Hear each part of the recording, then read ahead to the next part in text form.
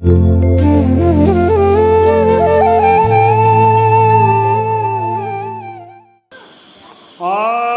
নিগদতি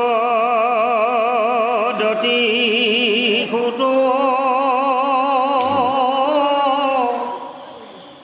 শুনিও সৌনক প্ৰমুখ্যে ঋষি যতে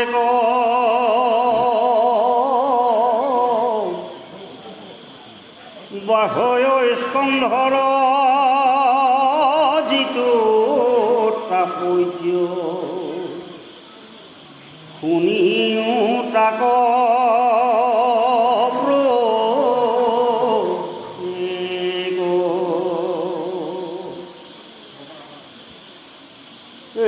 ৰাম হৰি নাম গুণ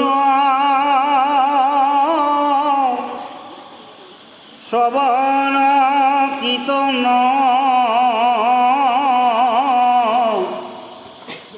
সমস্তে ধৰ্মৰে সাৰ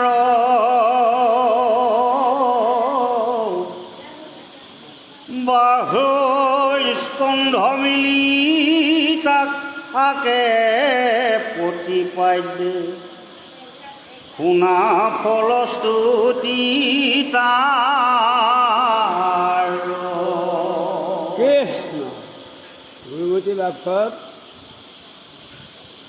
ভাগৱত চৰ্চা নকৰা আগমুহূৰ্তত কিবা গ্ৰাম্য কথা পাতিছিলে তাত আপত্তি নাই।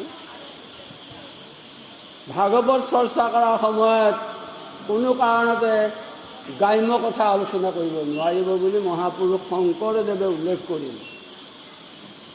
গোবিন্দৰ গুণ চৰিত্ৰ বাদে শুনে গ্ৰাম্য কথা যিটো নীলাজে বৈকুণ্ঠক নযাইব সেইটো ভাগ্য ভলে সৈন্য কো কথা হৰে যেন সমস্তৰে বাণী আমাক সাৱধান বাণী দিলে। কিয় সাৱধান দিলে? এইকাৰণে সাৱধান বাণী দিলে গ্ৰাম্য কথা ভাগৱত চৰ্চা কৰাৰ সময়ত যদি গ্ৰাম্য কথা চৰ্চা হৈ থাকে তেনেহ'লে ইয়াৰ আগত যিখিনি পণ্য আৰ্জন কৰিছিলে পণ্যখিনি মুহূৰ্তত বিনষ্ট হ'ব। কিয় হ'ব? ইয়াৰ লগত সংহতি ৰক্ষা কৰি মহাপুৰুষ শংকৰদেৱে ক'লে নামক কীৰ্তন কৰন্তে আনে আন মন কৰি নুশুনিব কাণে অধক যাইব শিউ হ'ব কলা বাইবে কাণত তপত হলা নাই শ্ৰদ্ধা নাপাতে কাণ তাক যিটো দিয়ে নামৰ দান নামৰ দহি নাহি তাত পৰে ভুঞ্জাইবে যাতনা জমৰ কিং কৰে। সাৱধান বাণী দিছে আমাক। স্কুলত এডমিশ্যন লোৱা ছাত্ৰজনক যেনেকৈ মাষ্টৰে শাসন কৰে আমিও শৰণ লোৱা দিনাৰ পৰাহে আমাক শাসন কৰিছে এতিয়া গুৰুজনাই। প্ৰভুসকল এই বিষয়টো ইমানতে এৰি ভাগৱত পাঠৰ মাধ্যমলৈ আমি যাওঁ। সন্মুখ ঋষিকে প্ৰমুখ কৰি 28 সহস্ৰ ঋষি অপবিত্ৰ সুতে কৰিছে। সাৱধান। ভাগৱত তাৎপৰ্য কথা শব্দটো কি ক'লে? শ্ৰৱণ আৰু কীৰ্তন যি জেগাত প্ৰকাশ হৈ থাকে যেনে শ্ৰৱণ কীৰ্তন কৰি বৈকুণ্ঠক যাইব ধৰ্ম অৰ্থ কামমুখ হবে ঐক্য পাব। শ্ৰৱণ আৰু কীৰ্তনত অতিশয় অতিমাত্ৰা গুৰুত্ব দিলে। শ্ৰৱণ আৰু কীৰ্তন বুলি ক'লে কাক কোৱা হয় কি বুজা যায়? আজি আমাৰ বাপজনে পাঠ পঢ়িছে আমি শ্ৰৱণ কৰিছোঁ, কিন্তু পাঠ সদায় আমি পাম জানো? নেপাম।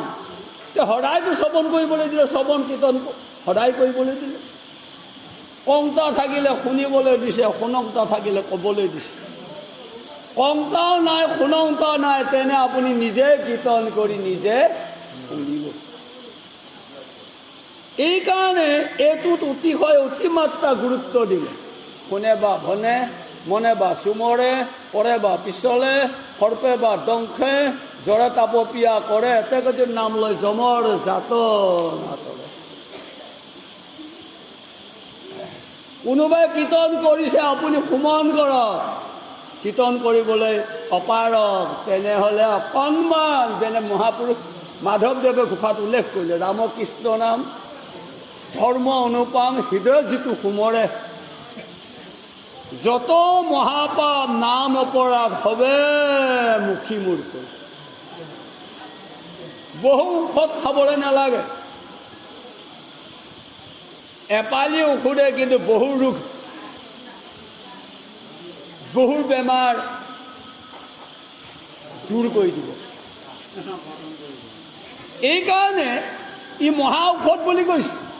ঘোৰ সংসাৰৰ মহা ঔষধ হেন হৰিনাম এৰি, ঘোৰ সংসাৰৰ মহা ঔষধি হেন হৰিনাম এৰি বিভুৰি।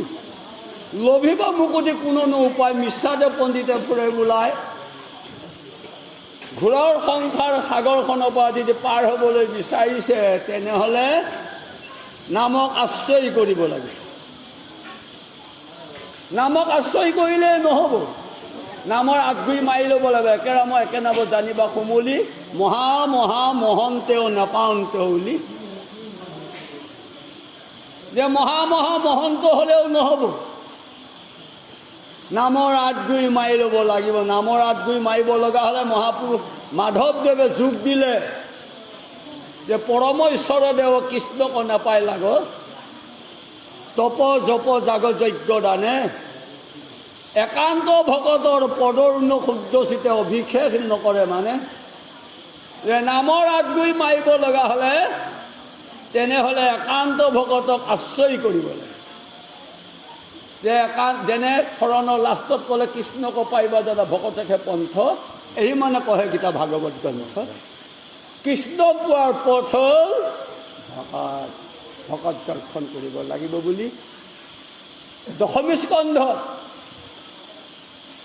মানে দাপৰ যুগ শেষ হ'বলৈ মাত্ৰ 3 দিন আছে।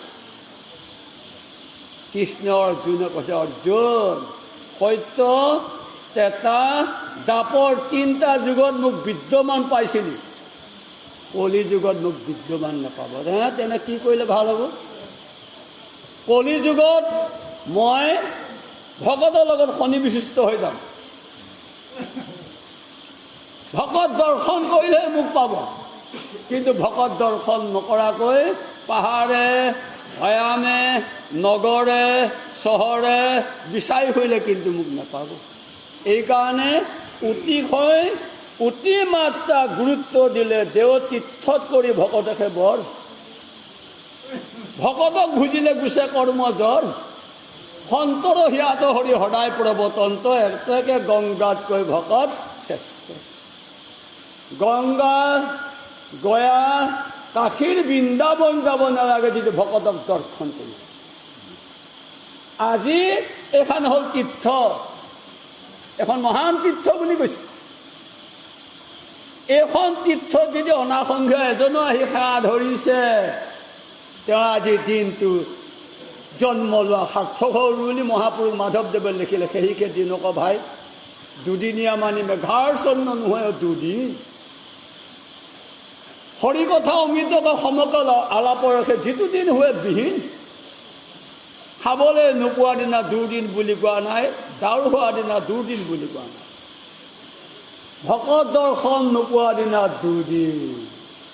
আজি যে আপোনালোকক আমি আমাৰ বাক্যৰে পাথৰ সুৰেৰে আপোনালোকক পবিত্ৰ কৰাটো দূৰেই কথা, আপোনালোকক সন্ত সাধু মহামহন্তসকলক যে আমি আজি সেৱা কৰিবলৈ সুযোগকণ দিলে, আজি আপোনালোকৰ পৰশ পোৱা মাত্ৰকে আমি আজি পবিত্ৰ হ'লোঁ বুলি ভাগৱত 1ম স্কন্ধত উল্লেখ কৰিলে। সেই কথাখিনিকে মহাপুৰুষ মাধৱদেৱে ভক্তি ৰত্নাৱলী সদব্যচনত উল্লেখ কৰিলে। আজি মোৰ মহাহৰিখনাই সীমা সাধুৰ সংগে তিনি আচাৰ্য মহিমা, অকলিন সুত আজি মোৰ জন্ম সনফল তোৰাসৱে সংগে মোক কৰিলে নিৰ্মল। অপবিত্ৰ সুতে কৈছে, মই আজি অপবিত্ৰ সুত আছিলোঁ, যাক গছৰ তলত জীয়াব নিদিয়ে, যাক দেখিলে যাক তাৰ নাস্তিক হয়, এনে এজনৰ পৰা যিহেতু আজি ভাগৱত আমাৰ মুখেদি শুনিবলৈ বিচাৰিলে মোৰ আজি জন্ম লোৱা সাৰ্থক হৈছে। আমাৰো হৰিচৰণ শৰণ ল'লে হে হৰি নাৰায়ণ মানৱী জন্ম সম্ফল কৰি। যিদিনা আমি কাইমন বাইকে একান্তভাৱে সুদৃঢ় বিশ্বাসে প্ৰভু ভগৱন্তৰ চৰণত যিদিনা আশ্ৰয় কৰিলোঁ, সেইদিনাৰ পৰা আমাৰ জন্ম লোৱা সাৰ্থক হৈছে। জন্ম আমাৰ দুবাৰ, আগে উপজিলে সৰু ভাইটো, পাছত উপজিলে কাকা, যেনে তেনেকৈ আই উপজিল, তাৰ পাছত উপজিল বোপা। আমি জন্ম লোৱা দিনা আমি ভক্তি মাতৃক জন্ম ল'লোঁ, সেই জন্ম লোৱা দিনাৰ পৰা ধৰি আমাৰ জন্ম সাৰ্থক হৈছিল। নাৰায়ণ সুমৰণে পৰম মংগল, এই মানে জীৱনৰ জন্ম কৃষ্ণ।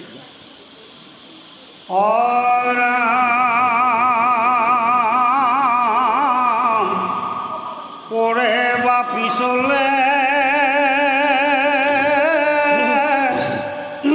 যদি বা সোধায় তৃষ্ণায়ে পীড়িত হইয়া নমো হৰি বুলি ডাকি উচ্চ কৰি মাধৱৰ নাম চাওক নামৰ মহিমাটো অতিশয় অতিমাত্ৰা গুৰুত্ব দিলে। নামক আশ্ৰয় কৰি যদি কোনোবাই শুনিছে, আজি পাঠ পঢ়িছে, ভাগৱত পাঠলৈ নিমন্ত্ৰণ কৰিছিলে, কিবা কাৰণত আহিব নোৱাৰিলে, পাঠৰ কোৱা মাত্ৰকে, পাঠৰ মাত শুনা মাত্ৰকে যদি ঘৰৰ পৰাও যদি এই দিশলৈ চাই সেৱা ধৰে, প্ৰভু আমাৰ ভাগ্য আজি সৈন্য হ'লে, পাঠলৈ নিমন্ত্ৰণ কৰিছিলে, যাব নোৱাৰিলে, প্ৰভু ইয়াৰ পৰাই সেৱা ধৰিছোঁ, সেইজনো কিন্তু কামত আহিল।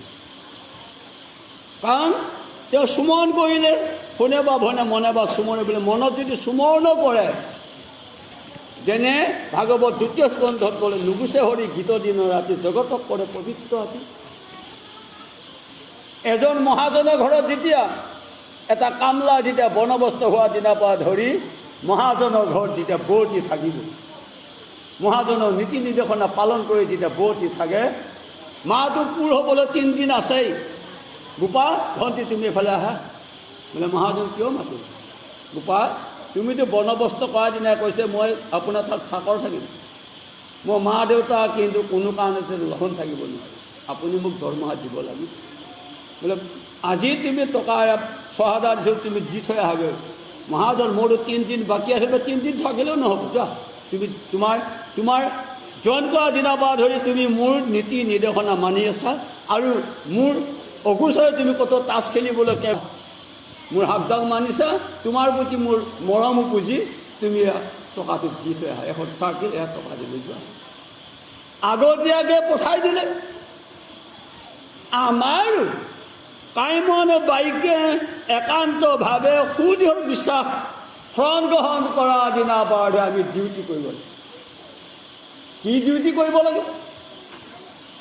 মহাপুৰুষ মাধৱদেৱে ঘোষাত ক'লে, তাত কৃষ্ণক ভক্তি নৰে, ভক্তি অবিৰোধী কৰ্ম কৰে, কৃষ্ণ কথাটো ৰতি দাৱে নোখোজয়। যেবে ভৰিলে কৃষ্ণ কথাৰত নিত্য নৈমিত্তিক আদি যত কথাৰ বৃদ্ধি জানিয়া হবে তেজয়। আমাৰ শৰণ গ্ৰহণ কৰা দিনাৰ পৰা আমাৰ ডিউটি থাকিলে, কি ডিউটি? ৰাতিপুৱা শুই উঠি গাটো ধুই গুৰি খোৱা কৰিব লাগিব, দুপৰীয়া গুৰি খোৱা কৰিব লাগিব, গধূলি গুৰি খোৱা কৰিবলৈ 3 টাইম আমাক ডিউটি আমি দিবই লাগিব, বাধ্যবাধকতা। আজি কত চাকৰি বিচাৰি আছে, চাকৰি জইন কৰা দিনাৰ পৰা ধৰি তাৰ ডিউটি বাতি দিব, ডিউটি কিন্তু কোনোদিনা মিছ কৰিব নোৱাৰে, মিছ কৰিলে তাৰ পানিচমেণ্ট দিব, আৰু হয়তো লংঘৰত খাটিব, কোৱাত খাটিব লাগিব, তাৰ বাহিৰে হয়তো চাকৰি ডিচাৰ্জ কৰি দিব, ডিউটি নামাৰে। আমাৰো শৰণ লোৱা দিনাৰ পৰা ধৰি আমি ডিউটি কৰিব লাগিব। তাৰ প্ৰমাণ কি দিব? প্ৰমাণ দিব লগা হ'লে আমি যেনেকৈ মহাজনৰ ঘৰত এটা কামলাই বৰ্তি থাকিলে দৰমহা পায়, আমি জীৱাই কিন্তু বৰ্তি থাকিব লাগিব, এনি টাইম জীৱাই বৰ্তি থাকিব লাগিব। প্ৰমাণ হেন জীৱা সদা তই মধুৰদেশে মাত্ৰ প্ৰিয় জান তই ৰসৰ সাৰক, আনতে যি নিৰন্তৰে কৰাওক মাত্ৰ পাৰ নাৰায়ণ নাম অমৃত। হেন জীৱা সদা তই আমাতো নিদয়া ভৰিলি কেনে নুবুলিলি হৰি বাণী, কুটিৰ জন্মধিক পৰম মধুৰ শব্দ জানি হৰি বুলিও কল্যাণী। এই পৰমাত্মাই জীৱাত্মাক কৈছে, জীৱাত্মা তোমাৰ লগত মই দায়বদ্ধ হৈ আহিছিলোঁ, তুমি ছটা ৰসত তুমি আবদ্ধ হৈ মোৰ নাম তুমি কোনোদিনা কোনো কালে তুমি সুমন।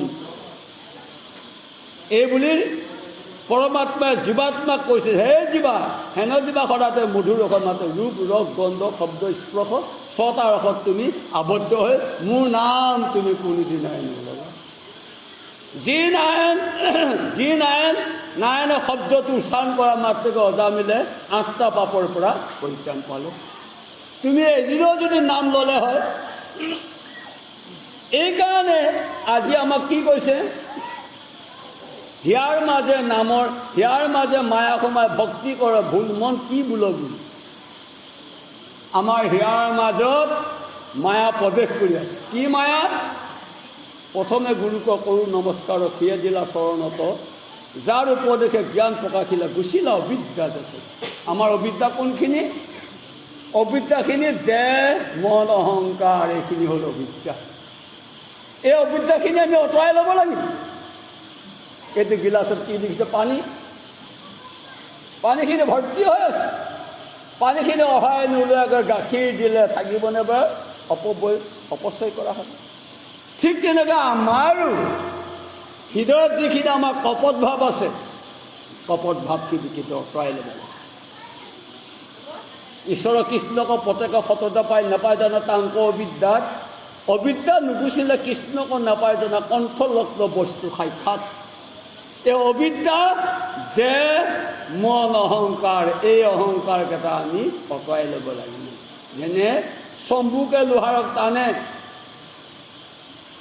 শম্ভুকে সকলো লোহাৰকে নেটানে, যিবিধ লোহাৰ মামৰ ধৰি থাকে শম্ভুকেও নেটানে। তাৰ প্ৰমাণ দেহ ধনজন অৰ্থ লোভে পাখণ্ড বুদ্ধিয়ে যিটো লয়, সেই হৰিনাম তাৰিবে শীঘ্ৰে।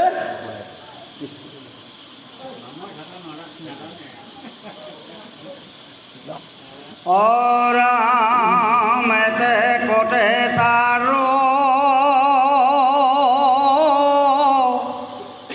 যতে কো পাতে কো অনেক কোটি জন্মৰ,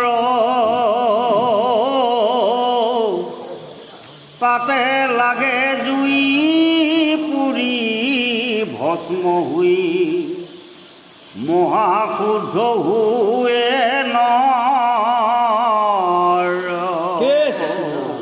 গুৰুজনাই ধুনীয়া আমাক দি থৈ গৈছে। কোটি কোটি জন্মৰ মহাপাপ তেওঁ থাকক। ৰাম নাম হ'ল জুই, পাপ হ'ল তোলা। মেচকাঠি মাৰি দিলে যেনেকৈ তোলা পেৰেপেৰকৈ পুৰা যাব, অকণমান নাম সুমন কৰা মাত্ৰকে পলাই পাপে। সুখাত মাধৱ পুৰুষে দেখিলে নামৰ শৰীৰ কীৰ্তনৰ তাপ লাগি পলাই পাপ দিশ লাগি, হেৰাই পাইলোঁ বুলি ভয়ে ভিতে লৌৰি, ব্ৰহ্মাণ্ড ভিতৰে নাপাই ঠাই আৰু ব্ৰহ্মাণ্ডক পলাই যায়, নামে সেইদি নিয়ন্ত পৰি ব্ৰহ্মাণ্ড বাগিৰি। এইখন ব্ৰহ্মাণ্ডত পাপ আছিলে, এইখন ব্ৰহ্মাণ্ডত নাম সুমন কৰা মাত্ৰকে এইখন ব্ৰহ্মাণ্ডৰ পৰা পলাই পতং দিলে, আন এখন ব্ৰহ্মাণ্ডত গৈ প্ৰৱেশ কৰিলে। তাত নাম লোৱা মাত্ৰকে আকৌ পলাই তাক নামে খেদি নি আছে। প্ৰমাণ, এটা ঘৰত 9টা পুলি আছে। যেতিয়ালৈকে লাইনটো তেওঁ টানি লোৱা নাই, এন্ধাৰতে আছে 9টা পুলি। লাইনটো টানি লৈ যেতিয়া সি সৃষ্টি দিয়া মাত্ৰকে 9টা পুলিও পোখৰ হৈ গ'ল। আমাৰো এই 9টা দুৱৰী আছে। এই 9টা পুলি ভগৱন্তক আশ্ৰয় কৰা দিনাৰ পৰা ধৰি এই 9টা ৱাচ কৰি দিলে। যেনে কৰ্ণপথে ভকতৰ সিয়াতো প্ৰৱেশ কৰি দুবাসনা কৰে সমস্তৰ, জলৰ যতকে মল, যেনে শৰৎকালে জল স্বভাৱতে নিৰ্মল। এইকাৰণে যেনে অগ্নি কেঁচা কাঠত দহি কৰে চাই, পাপীকণে তৰা সাধু সংগ। একুৰা জুই লাগি আছে, কেঁচা খৰিডোখৰ দলিয়াই দিয়া মাত্ৰকে জুয়ে কেতিয়াও ফিৰাই নিদিয়ে। জুয়ে পুৰা ধৰি মহি পুৰিবই। প্ৰমাণ, যাৰৰ আমক প্ৰমাণ, যাৰ ৰাম কৃষ্ণ নাম নামে ভৱ সিন্ধু তৰি পাৱে পৰম পদ পাপী যত সদানন্দ সনাতন হেন কৃষ্ণ সদায় উপাসা কৰোঁ যে যাৰ ৰাম কৃষ্ণ নাম সুমন কৰা মাত্ৰকে হৃদয়ত যিমান পাপ নাথাকক মহা পাপীসকলেও ভগৱন্তক আশ্ৰয় কৰি পৰম পদ পাব বুলি কৈছে। যাৰ ৰাম কৃষ্ণ নাম নামে ভৱ সিন্ধু তৰি পাৱে পৰম পদ পাপী যত মহা পাপীসকলে পৰম পদ পাব যদি ঈশ্বৰক আশ্ৰয় কৰি নীতি নিৰ্দেশনা মানি আছে সি পৰম পদ পাব। পাপ ওচৰলৈ আহিব নোৱাৰে। কিয় নোৱাৰে? ৭৫ বছৰৰ আগত মানুহে ঢালাই বিচনাত হৈ থাকে, মুচুৰি কোনো ব্যৱস্থাই নাই। এতিয়া গৰম দিনতো মুচুৰিটো পালেঙৰ ওপৰত তৰি ল'ব, ঠাণ্ডা দিনতো তৰি ল'ব। পালেঙৰ ওপৰত মুচুৰিটো তৰি পেলাই ভিতৰত সোমাই থাকিলে মহে কামোৰ দিবনে বাৰু? নিদিয়ে। কাৰণ মুচুৰিটোৱে চেপ কৰিব, সহায় কৰিব। আমাৰো যিথানে থাকে সেইটো শ্ৰীমন্তক নাহিকে দুৰ্বিগ মায়ু মৰক নাহিকে দুৰ্বিগ বাঘ সৰ্প ভয় আন একো উপচক্ৰ নোপূজয়। যদি অন্য দেৱ দেৱী পূজা কৰা নাই তেনেহ'লে তেওঁৰ উদ্ধাৰ কৰাৰ দায়িত্ব ভগৱন্তই লৈছে। ভাগৱত একাদশত কৈছে, আনক শুদ্ধ দেৱতাটো যদি নেদে মতি মহাদ্বাচাৰ কৰা আমাতো ভকতি। সেইকে পৰমসাধু জানা মহাশয় যিহেতু আমাক মাত্ৰ কৰিলে সেইকেইটা আমাৰ নিশ্চয় হ'লে সৰ্বধৰ্ম এক শৰণ সাক্ষাৎ সুদৃঢ় বিশ্বাসে লৈ হৈ আমাক নকৰিবা ভয় হেৰা কৰোমিকাৰ সমস্ত পাপময় কৰি দায়িত্ব লৈ ল'লে। লং জাৰ্ণি বাছ গাড়ী ইটো পাৰ লেখা আছে সিটো পাৰ লেখা আছে। টিকেট কাৰ্ডৰ যদি মালটো বুক কৰি লৈছে সেই মাল হেৰালে ড্ৰাইভাৰ হেণ্ডিমেন কণ্ট্ৰাক্টৰে দায়িত্ব ল'বই। কিন্তু টিকেটহে কাটিলে মালটো বুক কৰি নল'লে সেয়া মাল হেৰালে ড্ৰাইভাৰ হেণ্ডিমেন কণ্ট্ৰাক্টৰে দায়িত্ব নল'ম বুলি কৈছে। প্ৰমাণ ক'ত দিব এতিয়া? প্ৰমাণ দিব লগা হ'লে ভাগৱত ৩য় স্কন্ধ ভক্তি জীৱত কপিল পূৰ্বে মাতৃ দেৱহতী জয় মা কপিল বদতি মাতৃ শুনা দেৱহতী অভক্ত কদাচিত নেপায় যে অভকত অসংস্কাৰীজনে যিমানে নাম চুই নাথাকক নহ'ব। শবদ বৰ্ম পাৰভৈলে যিটো কৃষ্ণত ভকতি নাই তাৰ শাস্ত্ৰ চমে মাত্ৰ ফল যেনে ৰাখে বাজিকা। কিয় আছে? গাইজনী খুঁটিটো পুতি থৈ ঘৰ আহি পোৱা নাই, সি বেবা আছে, তাৰ ওচৰলৈ দমাটো যাব নাপাব, চিঙুটি সি বাজি গাই। আমাৰো ষষ্ঠম কণ্ঠত ক'লে কৃষ্ণক নভজি মিছা মাত্ৰ শাস্ত্ৰ পঢ়ে মইনা খালি কি ভাত যেন বাণীৰে। চাওক, মিঠৈ কুঁহিয়াৰ ৰস 3 লিটাৰ পাগক এপোৱা হ'লেও আপুনি পাব। খালী পানী 7 লিটাৰ আপুনি কাঠ খৰি দিয়ে আপুনি সিজাই থাকক, ধোঁৱাত উৰি যাব। ঠিক আপুনি শৰণ গ্ৰহণ কৰি পেলাই দিনটোত 1000 ল'ব লাগে, এবাৰে লওক। সেই নামেও কাম কৰিব বুলি মহাপুৰুষ মাধৱদেৱে ঘোষাল লিখিলে। যিটো যদি কৃষ্ণ কথা বিচাৰে সময় মনে ধৈৰ্য যদি সনেকে থাকয় যত তীৰ্থ স্নান দান দেৱ পিতৃ যজ্ঞ জাগদান যোগাদিও ফলকে পাৰে। এইকাৰণে অতি মাত্ৰা গুৰুত্ব দিলে মনে মনে লৈ নাম যদি বা বেকতে তথাপি সদায় ফুল তাৰ লগতে। হে অৰ্জুন, মনে মনে যি নাম লৈছে দবা নেগেৰা বৰতাল বজাই উঠি ঝপিয়াই নাম লোৱাটোক নাম লোৱা বুজা নাই। মনে মনে লৈ নাম যদি বা বেকতে তথাপি সদায় ফুল তাৰ লগতে। এই পদটো মাতি দিয়া মাত্ৰকে যোৱা বছৰ এই নামঘৰতে আমাৰ লক্ষী ডেকাই প্ৰশ্ন কৰি দেউৰীবা মোৰ সংশয় আছে বুলি কওঁ। তেনেকৈ আমি দবা নেগালে নাম লৈছে আমাৰ নামে কাম নকৰিব। মই বোলো আৰু ইয়াৰ আগত আপুনি শৰণ গ্ৰহণ নকৰাৰ আগত দবা নেগালে বৰতাল বজাই নাম লৈছিল নেবেলে লৈছিল, তেতিয়া সেই দামে যেতিয়া কাম একো শৰণ কিয় ল'লে আপুনি? কিয় ল'লে কওকচোন? এইকাৰণে গীতাত কৃষ্ণই অৰ্জুনক কৈছে, অৰ্জুন তোমাক যিটো তত্ত্ব কথা ক'লোঁ দুজনতো নকহিবা, বাৰম্বাৰ শ্ৰদ্ধমতো নকহিবা, নিষ্ঠা নাই। যে তোমাক যিটো তত্ত্ব কথা ক'লোঁ, কিন্তু যে সেই আগত এই তত্ত্বটো তুমি নকবা। কাৰ আগত ক'বলৈ দিলে? তিৰি শুদ্ধ কৰে যিটো আমাতো ভকতি তাহাংক কহিবা এইটো জ্ঞান মহামতি। এই গীতাৰ পৰা মহাপুৰুষ শংকৰদেৱে অনুবাদ কৰিলে, দম্ভ সতস্থ নকবা এইটো তত্ত্ব সদায় উপদেশ দিব বৈষ্ণৱৰ। এইকাৰণে কাঠমালা ফাটে চুতে মনমালা কাহাই চুতে, মনত আপুনি গাঁঠি থাকক। ক'ত ক'লে মনত গাঁঠিবলৈ? ভাগৱত প্ৰথম স্কন্ধত উল্লেখ কৰিল। ভকতে গায় যত গুণনাম ছয়, তাৰ মালা গান্ধিয়া পিধন্ত কীৰ্তন। আনে নাম ল'লে নহ'ব, ভকতৰ মুখেদিহে ভগৱন্তে মালা গাঁঠিব, সেই মালাডালে ভগৱন্তই পিন্ধিব। এইকাৰণে ভকতসকলে পূজে ফুলে জ্বলে তুষ্ট হওঁ তাক পায়, অভক্ত যদি নানা দৈব দিয়ে তাক তুষ্ট মূৰ ভকত হ'ব। কিবা থাকিলে ক'ব। অৰাম যিটো জনে কৰে কৃষ্ণৰ শ্ৰৱণ, কৃষ্ণৰ কৰি কীৰ্তন, ইহাৰ চিতত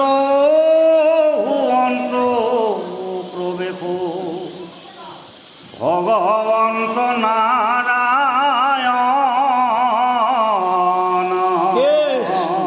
চাওক, কৃষ্ণ শব্দটো উচ্চাৰণ কৰা মাত্ৰকে ভগৱন্তই য'তে নাথাকক, যেনে মেম্বৰী মই য'তে নাথাকোঁ, কোনোবাই যদি কয় মেম্বৰী আপুনি যি কামতে ব্যস্ত নাথাকক, আপুনি আহি আমাক সভাত সাক্ষাৎ কৰক। নিমন্ত্ৰণ কৰা মাত্ৰকে অন্য কাম ত্যাগ কৰি পাও পখলাই নিৰ্দিষ্ট য'ত মাতিছে মই তলৈ যামেই। কিন্তু মেম্বৰী নকৈ পেলাই মেমন বুলি থাকিলে মই যাম নে বা কোন মেমনক মাতিছে মই কেলৈ যাম। ঠিক তেনেকৈ ভগৱানক আশ্ৰয় কৰি যেতিয়া ভগৱানৰ নামৰ মাধ্যমেৰে মাতে, ভগৱান য'তে নাথাকক প্ৰমাণ দিলে। একান্ত ভকত হবে নিগুণ কৃষ্ণৰ গুণ গাৱে সদায় বহিয়া যথাত, বৈকুণ্ঠক পৰিহৰি যোগী হৃদয় থাকো হৰি সাক্ষাতে।